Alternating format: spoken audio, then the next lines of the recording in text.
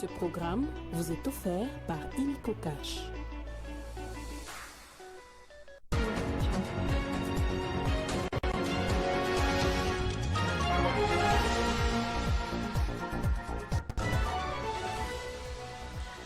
Les vaccins contre le monkeypox seront disponibles dans les tout prochains jours en RDC, affirmation du directeur d'Africa CDC qui a échangé avec le président de la République Félix Tshisekedi dans le cadre de la riposte contre le virus. Agression rwandaise, la République démocratique du Congo et le Rwanda se retrouveront à nouveau du 9 au 10 septembre à Luanda sous la médiation de l'Angola. Objectif, négocier une nouvelle fois un accord de paix sur le conflit à l'est de la RDC. Nouveau journal sur Télé 50. Merci de votre fidélité dans l'actualité. Monkeypox en RDC, la riposte contre les virus a été au centre des échanges hier jeudi à la Cité de l'Union africaine entre le président Félix Tshisekedi et Dr Kassia, directeur d'Africa CDC, une agence de santé publique de l'Union africaine. Au sortir de l'audience, le directeur d'Africa CDC a confirmé l'arrivée dans le tout prochain jour en RDC des vaccins. Non seulement il existe un plan de contingence, mais c'est pour ce plan de contingence que nous sommes venus rencontrer le chef de l'État pour lui faire part justement de la réponse préparée par la RDC pour lutter contre cette épidémie. Ce plan de contingence est mis en œuvre par l'Institut national de santé publique, qui est le CDC Congo, et au travers de son organe opérationnel qui est le Centre d'opération d'urgence de santé publique. Alors, ce centre d'opération d'urgence de santé publique, le COUSP, a développé le plan de contingence, le plan de vaccination, le plan de prise en charge, tout le plan de lutte contre Mpox. C'est autour de ce plan que non seulement le gouvernement a commencé à s'engager, vous avez suivi que le ministre des Finances a annoncé déjà entre 6 et 10 millions de dollars, et ceci vient d'être confirmé par le président de la République. Vous avez suivi que les partenaires, notamment CDC Afrique, commencent à mettre de l'argent. C'est autour de ce plan de contingence qui a été élaboré que nous faisons cela. Non seulement la RDC a ce qu'il faut, mais vous avez vu que dans beaucoup de pays africains, on prend les experts de la RDC pour aller répondre à leurs propres besoins. Donc non seulement que la RDC a tout ce qu'il faut en termes de capacité humaine, mais la RDC, comme je viens de dire, a un plan, mais la RDC a un engagement politique fort du gouvernement pour pouvoir justement répondre à ça. Oui, je peux rassurer la population que, comme on a fait avec Covid-19, je rappelle quand même pour Covid-19 que la RDC, c'est le pays où il y a eu le moins de morts par Covid-19. Je rappelle que nous avons eu Ebola et nous avons fait un plan de contingence à l'époque et nous avons contenu et éradiqué Ebola qui était beaucoup plus sévère qu'un Mpox. Donc la RDC a les compétences, la RDC a les moyens et la RDC a une planification pour cela. Vous venez là de suivre le ministre de la Santé, Roger Kamba, qui a échangé avec le président de la République sur le même sujet. Et autre chose, le président du Conseil supérieur de la magistrature, Dieudonné Kamulita Badibanga, a interpellé les magistrats du pays à travers leurs syndicats, au total 6, reconnus par l'État congolais sur un ton posé et ferme. Le numéro 1 du Conseil supérieur de la magistrature a des manières sévères recadré l'approche des magistrats syndicalistes dans leur démarche, tout en fustigeant l'usage des réseaux. On l'écoute. Vous êtes membre d'un pouvoir, ce qui fait que votre action syndicale doit se démarquer, doit montrer réellement que dans votre ou dans vos revendications, vous tenez compte du fait que vous êtes des hommes et des femmes d'État. L'opinion qui se dégage maintenant, parce qu'on est appelé de toutes parts, je prends le langage de la rue, il y a un bras de fer entre les magistrats et le ministre d'État, ministre de la Justice. Et cette image-là ne peut pas être acceptée. J'espère que tous nous sommes d'accord. N'est-ce pas, collègues?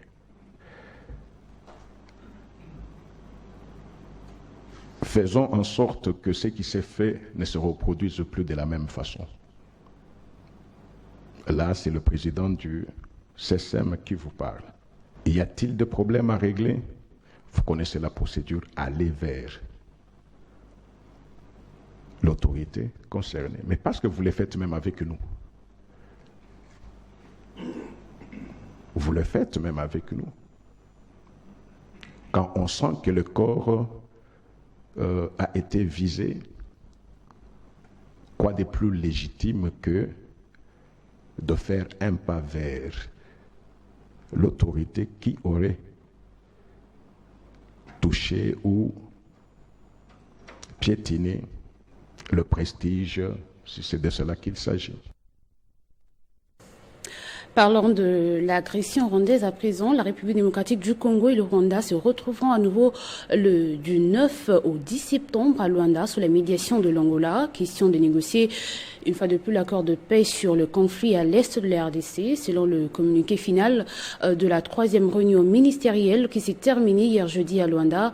Une réunion d'experts aura également lieu dans la capitale angolaise le 29 au 30 de ce mois. Et puis sachez que les rebelles du M23 imposent depuis quelques jours aux transporteurs des pays la taxe unique allant de 450 à 750 $ américains dans les zones sous leur contrôle au Nord Kivu. La société civile qui alerte signale qu'ils ont érigé des barrières sur l'axe Kanyabayonga-Rutshuru-Goma et le tronçon Goma-Kichanga-Kirumba dans les territoires de Rutshuru et Masisi. Et pour en parler, nous sommes en ligne avec Obedi Mwindo Simisi, élu de Lubero. Bonjour, quelle est la situation sur place? Nanga cachait bien les griffes et disait qu'il venait sauver notre population du territoire de Lubero et même des Rutshuru. Maintenant c'est terrible. Juste un camion comme Fuso pour passer, il faut 300 à 400 $. Pour un fardeau même de quelqu'un qui va au chat, il faut payer 5 000 francs. Notre gazier là de la bière, il faut payer 3 000 francs. Chaque gazier de la bière, 3 000 francs. Une maman qui va au chat avec juste la roue, quand elle va retourner avec un petit colis, il faut payer 2 000 francs. Là, ils ont déjà installé des barrières à l'entrée de notre commune de Kirumba, à Kavoza, mais aussi à Kassano. Et la population maintenant est surexploitée. L'ennemi est là pour nous tuer. Il n'y a pas d'autre chose. Un Nanga est en train de tuer les gens. Vous avez été au courant des menaces autour de l'honorable Mdo Simisi Obedi. Donc il fallait que je descende sur le terrain. Je sais que moi, vous m'avez écouté dans des zones très très opérationnelles parce que j'étais à Limbongo, j'étais à Bingi, je suis arrivé même à Kanyati, Katama, j'étais à Mashika, à Mbwavinywa, jusqu'à même aux collines de notre localité de Miriki. Donc là, sur les montagnes, alors qu'il fallait aller voir des jeunes qui sont sur des premières lignes. C'est la patrie ou la mort. C'est ça notre mode de travail en tant que patriote. Il fallait dire à la population qu'elle doit résister contre, mais c'est qu'on est un Nanga. Vous savez qu'on est un Nanga caché, et il continue d'ailleurs à cacher ses griffes pour voir comment tromper la population. Il fallait sensibiliser pour la résistance, mais aussi il fallait créer un climat civilo-militaire. Obedi Mwindo, nous vous remercions pour tous ces détails. La ville de Likasi vient d'être dotée d'une route de contournement. C'est le gouverneur de province, Jacques Kiabula Katui, qui a inauguré cet ouvrage en présence de plusieurs notabilités. Suivez ce reportage de la presse du Haut-Katanga. L'événement restera inscrit dans les annales. L'histoire retiendra que c'est le gouverneur Jacques Kiabula Katui qui a doté la ville de Likasi d'une route de contournement digne de ses noms. L'inauguration s'est déroulée ce jeudi 22 août 2024 au niveau de l'un des postes de péage érigés sur cette route de 22 km. C'était en présence du président de l'Assemblée provinciale du Haut-Katanga, Michel Kabomamba, des députés nationaux et provinciaux, des membres du gouvernement provincial, des chefs coutumiers, ainsi que de forces vives de la ville montagneuse. Des allocutions à la hauteur de cet ouvrage d'intérêt général ont été prononcées.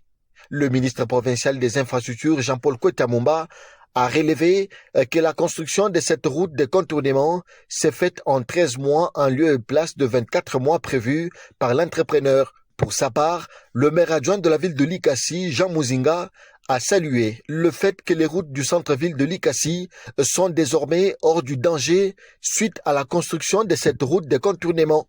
Il a par ailleurs demandé au gouverneur de transmettre les remerciements des Likassiens au chef de l'État. Prenant la parole également, l'honorable Dan Chanda, député national, a transmis les reconnaissances des habitants de Likassi. Merci au nom de la population de Likassi. Vous êtes véritablement dans la vision du chef de l'État. Vous êtes véritablement Wandani. C'est ici pour moi un honneur pour dire à monsieur le gouverneur que vraiment vous êtes dans la vision du chef de l'État. Et je confirme que vous êtes Wandani. C'est le gouverneur de province, Jacques Kabula Katoué, qui a officiellement ouvert la circulation de cette route de contournement. Les camions de grand tonnage vont y rouler facilement avec comme avantage de désengorger la circulation dans la ville de Likassi.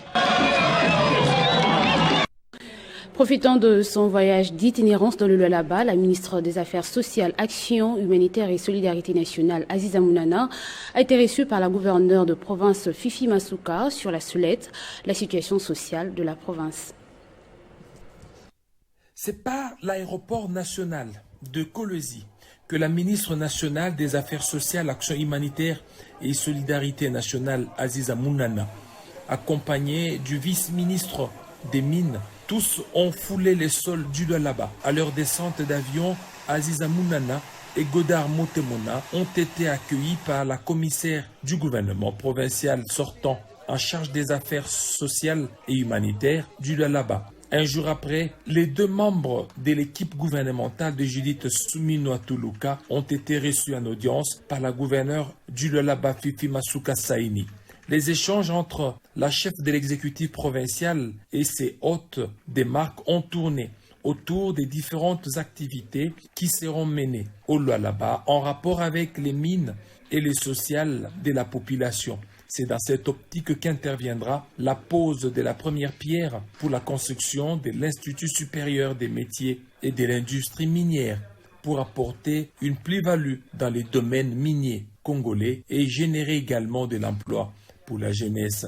Je suis accompagnée du vice-ministre de Mines, le DG, Mme Alice Molino, pour la pose de la première pierre pour l'école supérieure de mines. C'est quelque chose qui m'emballe, où je me sens investie parce que cet institut supérieur de mines va former nos cadres dans le secteur minier. On n'aura pas besoin de faire venir les expatriés et cette école va créer l'emploi d'ici 3 ans. Comme on dit, le peuple d'abord, c'est la jeunesse. Le Congo de demain, c'est la jeunesse d'aujourd'hui. La jeunesse d'aujourd'hui, c'est le Congo de demain et moi, je crois. La délégation conduite par Aziza Mounana était composée non seulement du vice-ministre des Mines, mais aussi des députés nationaux de plusieurs provinces de la République démocratique du Congo qui ont été associés à la mission pour la transparence et plus d'efficacité.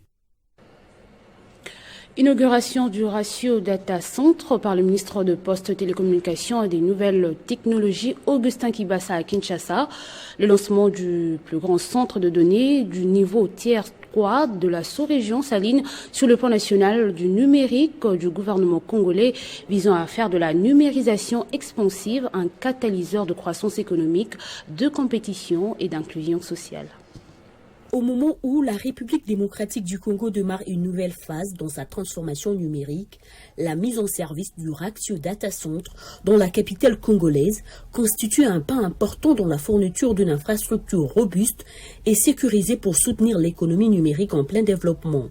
En inaugurant le Ratio Data Center, le ministre de Postes, Télécommunications et Nouvelles Technologies, Augustin Kibasa Maliba, a affirmé que le lancement de ces activités va contribuer à la création d'emplois.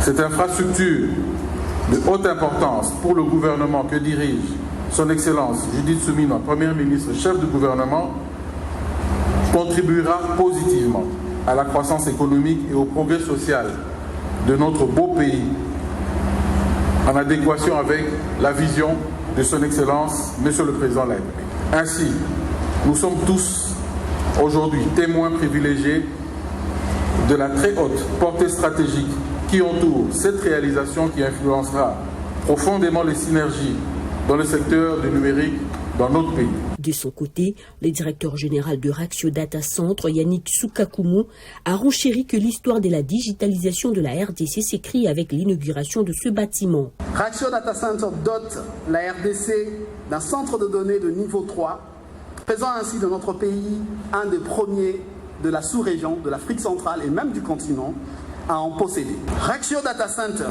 Kinshasa possède 1,5 MW d'énergie dédiée à alimenter les équipements hébergés, 2 salles de serveurs sur 2 niveaux.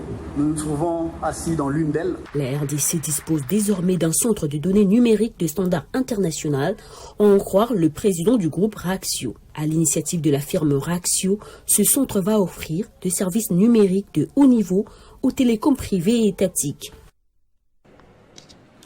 Et au Conseil supérieur de l'audiovisuel de la communication, le patron de Chat TV est réalisateur d'un documentaire qui met en cause l'inspecteur général de finances, contexte une décision qu'il juge unilatérale. Selon un courrier envoyé à l'institution, il n'y avait jamais été entendu pour présenter ses moyens de défense et il est injuste que son document soit aujourd'hui censuré. Je suis venu ici au CESAC pour introduire un recours gracieux parce que j'ai appris par voie des médias interposés, par voie des réseaux sociaux aussi, que la diffusion du documentaire que j'ai produit sur l'inspecteur général des finances, M. Jules Alinguete, avait été suspendue. Donc je venais pour revoir les autorités du CESAC, mais malheureusement pour la 2e fois, j'arrive, il n'y a personne. Comme vous l'avez constaté, je ne sais pas si au CESAC les gens travaillent ou pas, à cette heure-ci c'est une heure de travail, mais il n'y a personne. Bon, qu'à cela ne s'en tienne. J'ai été convoqué au CESAC. La première fois, les téléspectateurs l'ont vu, nous sommes venus, il n'y avait personne. La 2e fois, je suis venu et j'ai trouvé un OPJ, je pense que c'est comme ça qu'on les appelle, un inspecteur, je ne sais pas. En tout cas, quelqu'un qui m'a reçu et j'ai été entendu.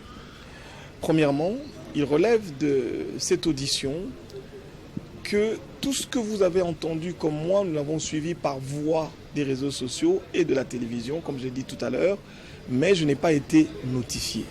J'étais venu poser la question au CESAC, pourquoi, monsieur du CESAC, je ne suis pas notifié officiellement de la décision du CESAC.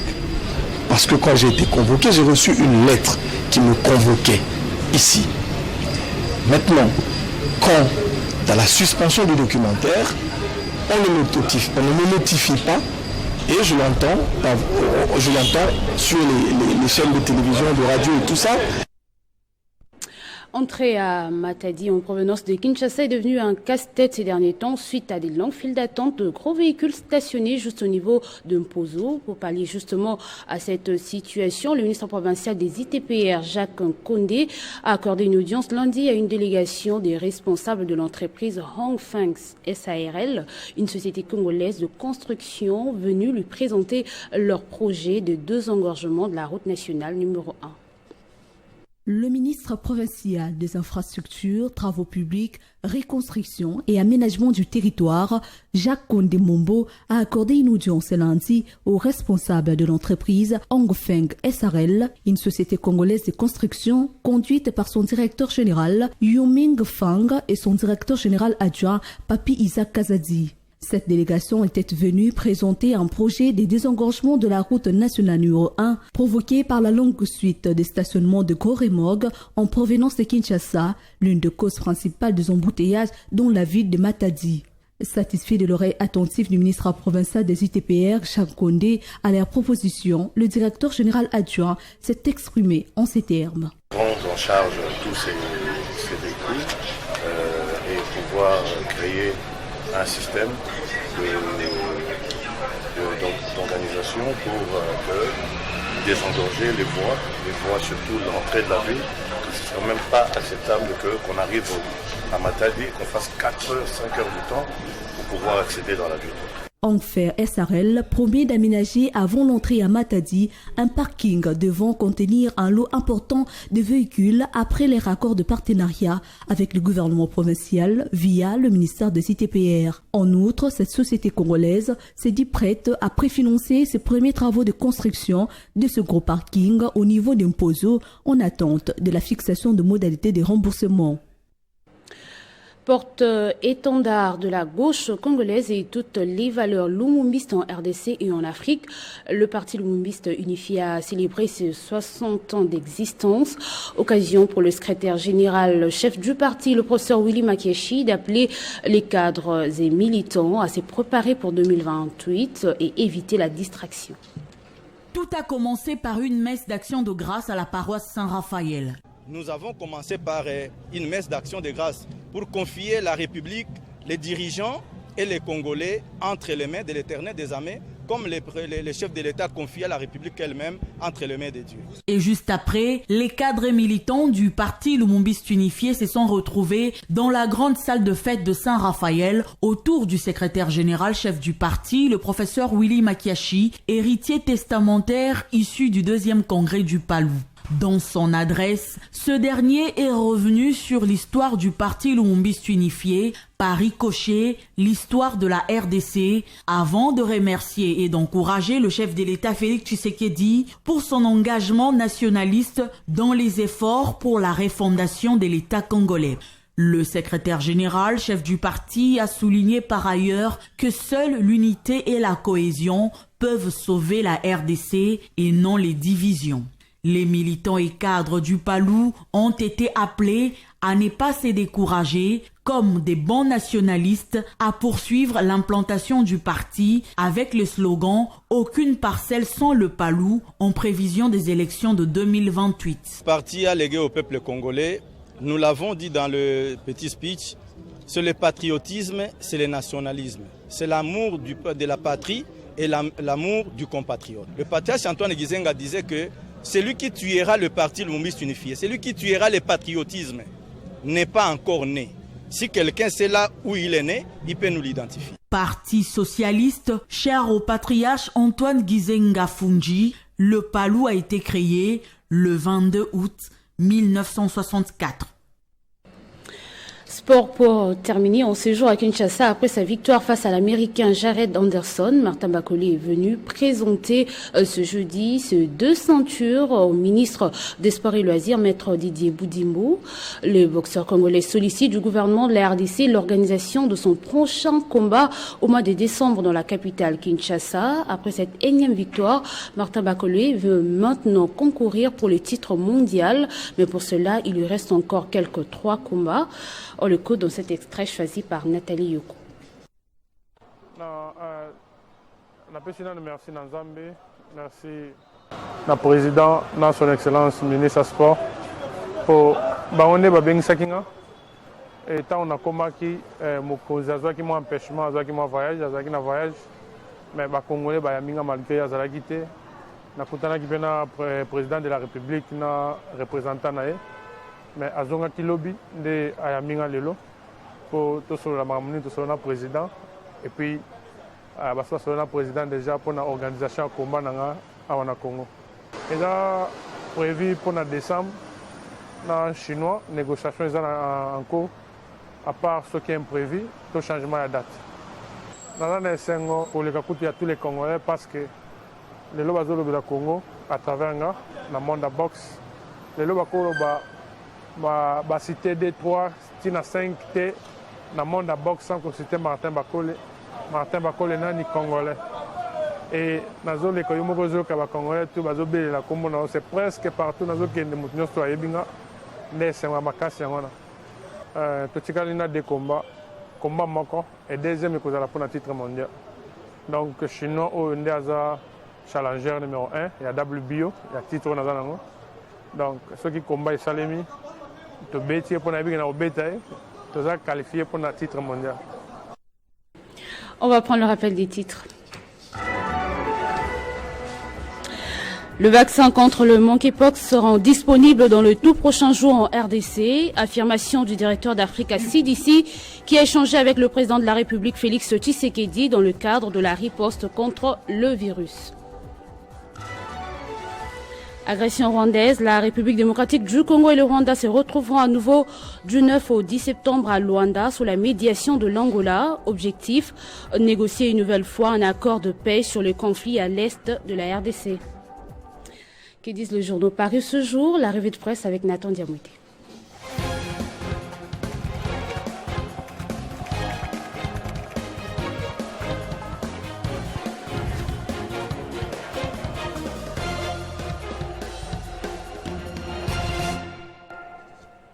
Comme annoncé, Nathan Diamo était me rejoindre de l'autre côté du plateau. Bonjour et bienvenue. Bonjour Joël Selona, merci. Bonjour également à tous ceux qui nous suivent à travers la RDC dans le monde. Alors, votre premier sujet, vive tension entre le camp souminois et Loukonde dans les établissements publics de la RDC. Eh bien, Joël Selona, les journaux parus aujourd'hui s'intéressent essentiellement à cette tension qui s'observe au sein des entreprises publiques en République démocratique du Congo. Nous commençons ce tour d'horizon avec Info 27 qui écrit sur sa une menace de remplacement de mandataires publics installés sous Sama Loukonde. Judith Souminois appelée à résister aux pressions internes. Ces quotidiens rapportent un véritable tour des Babel. C'est des signes autour de la gestion de certains établissements publics et sociétés commerciales de l'État. Comme souvent, des opportunistes tentent de tirer profit de la situation en jouant sur les dos de la première ministre Judith Souminois à la CNSS, FONEM, l'ARCSU, la FSS, l'OCC et l'ARSP des mandataires, selon de sources internes, sont sous la menace de voir leur poste remis en question. On murmure même qu'une réorganisation est en cours pour écarter tous les mandataires nommés par les prédécesseurs de Judith Souminois. Mais une question se pose, cette démarche est-elle officiellement approuvée par la chef du gouvernement? D'autant plus que selon les proches des mandataires concernés, tout ceci s'est ferré même à l'insu du président de la République, Félix Tshisekedi, le garant du bon fonctionnement des institutions. Joël, pour Forum des As, qui a également mis cela sur sa manchette, les buts recherchés par cette démarche est de mettre hors jeu tous les proches de Jean-Michel Sama Loukonde, tous les proches de Jean-Michel Sama Loukonde justement, qu'on estime comme étant des éléments très gênants pour l'accomplissement d'une certaine cause inavouée. Ce journal poursuit également dans son tabloïd, à peine que des résultats probants de mandataires nommés sous Sama Loukonde et permettent de concrétiser les promesses de la campagne électorale de Félix Tshisekedi faites à la population dans certains secteurs. Certains pêcheurs en eau trouble et d'autres proches de la première ministre Judith Souminois tentent de secouer les 10 mandataires pour des raisons non élucidées. De l'autre côté, Joël Selona, le journal exclusif RDC se questionne en mettant sur sa une RDC, Judith Souminois veut-elle mettre des côtés tous les mandataires publics mis en place par Sama Loukonde? Il développe dans le corps de son article tout simplement que c'est un dossier qui nécessite une implication personnelle du président de la République pour mettre fin à ces types de trafics d'influence. Et Nathan, votre second sujet qui est un questionnement parle du conflit Moutamba et les magistrats. Qui pour arbitre? Exactement, Joël Selona, le bras de fer persiste encore entre le ministre de la Justice, Constant Moutamba, et quelques magistrats. Nous retrouvons cette information à la une du journal Les Maximum qui écrit « Réforme judiciaire, Moutamba déboule, des magistrats s'écabrent ». Eh bien, Joël, entre le ministre de la Justice et 2 syndicats des magistrats, notamment Sinamac et Simco, les désamours semblent profond. Constant Moutamba est accusé par ces 2 corporations d'hommes en toge noire des marchés sur leur plate-bande et de violer des lois, y compris la Constitution. Et c'est dans ses défenses, Constant Moutamba, qui est justement qualifié comme étant un jeune ministre réformiste. Je cite ses propos, Joël: « Les ministres de la Justice n'est pas contre les magistrats, il est contre les réseaux mafieux. Si un magistrat en fait partie, il est mafieux », soutient-il, rapporte ce quotidien. D'un média à un autre, quant à Média Congo, .net, qui rapporte justement le rôle de sapeur-pompier qui joue Dieudonné Kamoleta, président de la Cour constitutionnelle dans cette affaire. Il développe dans son tabloïd la prétendue guéguerre entre le ministre de la Justice, Constant Moutamba, et les magistrats, et désormais une histoire voulue au passé au cours d'une séance des travail ce jeudi 22 août entre le patron de la justice, le président du CSM, Conseil supérieur de la magistrature, et le président de la Cour constitutionnelle. Les efforts entrepris pour le réforme dans les secteurs de la justice ont été passés au pain de fin. Tous ont convergé pour les redressements de l'appareil judiciaire. Merci Nathan pour cette sélection. C'est moi qui vous remercie, Joël. Et c'est par ici que se referme cette session d'information. Merci à vous tous de l'avoir suivi, madame, monsieur. Votre fidélité nous honore.